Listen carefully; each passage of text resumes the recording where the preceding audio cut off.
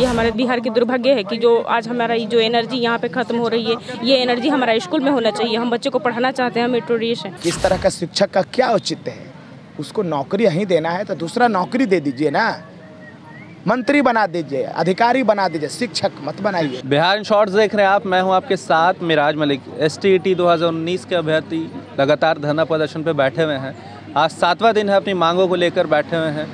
आपको बता दें कि मुंडन भी हो गया, हवन भी करवाया, भीख भी मांगा, बट अभी तक सरकार इनकी बात नहीं मान रही है। आखिर क्यों नहीं मान रही है, इनसे ही जानते हैं। सब कुछ हो गया, अभी तक कुछ नहीं हो पा रहा आप लोगों को। नहीं, हमारा जो उद्देश्य था वो तो सफल हुआ। हम तो देश और दुनिया को ये बताने के लिए, हम तो देश और दुनिया को ये बताना चाहते हैं कि वास्तविकता क्या है, कि बिहार में शिक्षकों की नियुक्ति कैसे हो रही है।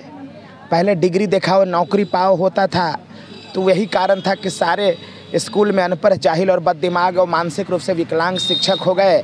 और इसका आपने ही पर्दाफाश किया नीमा कोल वाला मामले। वो एक दीपक कुमार नहीं है, वैसा तो लाखों दीपक कुमार हैं। आप लोग चाहें तो हर दीपक कुमार को उजागर कर सकते हैं।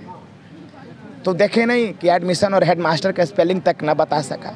वैसा मानसिक रूप से विकलांग शिक्षक अगर किसी स्कूल में चला जाएगा तो सारे बच्चे मानसिक रूप से विकलांग हो जाएंगे। आखिर जब पढ़े लिखे शिक्षक हैं तो फिर उस तरह के शिक्षक को क्यों रखना? ये तो सरकार से पूछिएगा ना, और ये तो आप पूछिएगा ना। मैं इसीलिए तो अक्सर इस बात को बोला करता हूँ आपको कि आपको पूछना चाहिए सरकार से कि इस तरह का शिक्षक का क्या औचित्य है। उसको नौकरी यहीं देना है तो दूसरा नौकरी दे दीजिए ना, मंत्री बना दीजिए, अधिकारी बना दीजिए, शिक्षक मत बनाइए। शिक्षक मत बनाइए, ताकि जो छात्रों को भटका भी ना सके। हाँ, जो खुद नहीं पढ़ पाते हैं वो अगले को क्या पढ़ाएं? कैसे पढ़ा पाएंगे बताइए ना, कैसे पढ़ा पाएंगे?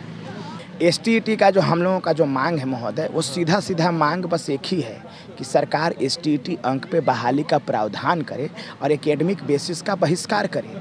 एकेडमिक बेसिस क्या होता है? बिहार में एकेडमिक्स मार्क्स कैसे मिलते हैं? पैसे से मिलते हैं, खरीदे जाते हैं, चोरी करके लिखी जाती है। क्या वैसे आधार पे आप शिक्षकों की नियुक्ति करेंगे आप? इसीलिए STET मार्क्स पर बहाली किया जाए और अनपढ़, जाहिल और बददिमाग और मानसिक रूप से विकलांग शिक्षकों का बाइकआउट किया जाए। हमारे साथ कुछ महिला अभ्यर्थी भी हैं, उनसे जानते हैं। क्या नाम है आपका? जी, मेरा नाम प्रतिभा हुआ। कहाँ से आई? ये सिवान से आए हैं। सिवान से आई? जी। आज पहुँचे? नहीं सर, हम 7 डे से हम यहीं पे रूम लेकर रह रहे हैं। रूम लेकर रह रहे हैं? जी। शादीशुदा हैं, बच्चे भी हैं। बच्चे भी हैं जी। कितनी तकलीफ होती है? बहुत तकलीफ होती है सर, बहुत तकलीफ होती है कि 4 साल हमारे पास किए हुए हो गया, मेरिट लिस्ट में हमारे चयनित हैं, उसके बाद भी हम रोड पे भटक रहे हैं। ये हमारे बिहार की दुर्भाग्य है कि जो आज हमारा जो एनर्जी यहाँ पे खत्म हो रही है, ये एनर्जी हमारा स्कूल में होना चाहिए। हम बच्चे को पढ़ाना चाहते हैं, हम मेट्रोरियस हैं। हम अभी भी प्राइवेट स्कूल में पढ़ाते हैं, फिर भी अभी गर्मी की छुट्टी है तो इसलिए हम यहाँ पे आए हैं। अभी यहाँ पहुँचे, घर को छोड़कर, बच्चे को छोड़कर इतनी दूर आना, घर का भी प्रेशर होता होगा? जी, बहुत प्रेशर, लेकिन हम क्या करें, अपने हक को कैसे जाने देंगे? बहुत मेहनत किया है ना मैंने। अब समझिए कि सामाजिक विज्ञान जो था उसमें 62,000 कैंडिडेट था, जिसको पार करके हमने मेरिट में आया हुआ है। तो इतना मेहनत किए हैं तब हम मेरिट में आए हैं, तो उसको मेहनत को कैसे जाने देंगे? तो अपने हक के लिए लड़ रहे हैं, बैठे हैं। तो आप लोग लगातार 4 साल से प्रदर्शन कर रहे हैं, मगर क्या हुआ? अभी तक कोई सुनवाई नहीं हो रही? नहीं, अभी तक तो कान पे जू भी नहीं रेंग रहा अभी तक, और कोई भी न्यूज़ नहीं आया पॉजिटिव हमारे खिलाफ में। शिक्षा मंत्री जी मेरिट और नॉन मेरिट को बराबर कर दिया, उसके बाद कोई भी पॉजिटिव हमारे सपोर्ट में अभी तक नहीं बोला गया। अगर जब तक नहीं बोल रहे हैं, जब तक हम बैठे रहेंगे यहीं पे। आपके साथी अभ्यर्थियों ने मुंडन भी करवाया, हवन भी करवाया, कटोरा लेकर भीख भी मांगा, मगर सरकार नहीं। क्या करेंगे? सरकार को जगाने के लिए ये सब करना पड़ता है। कोई हम लोग भिक्षा मांगने वाले हैं, भिक्षा मांगने वाले दिख रहे हैं, और हम लोग मुंडन करवाने वाले दिख रहे हैं, लेकिन क्या करें, मजबूर है हमारे साथ। पढ़ लिख के भी भीख मांगना पड़ रहा है। हमारे साथी मजबूर है, क्या करें? सरकार के सामने हम लोग मजबूर हैं, इसलिए सरकार को जनाने के लिए सब करना पड़ता है। कहाँ से आई हैं आप? पटना से। पटना से? क्या नाम है? रश्मि।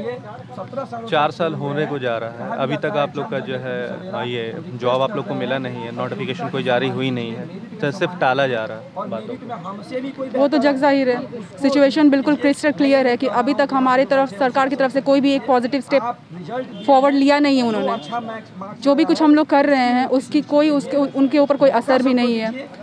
सारी तकलीफ़ें हम सह रहे हैं, सारी चीज़ें हम सह रहे हैं।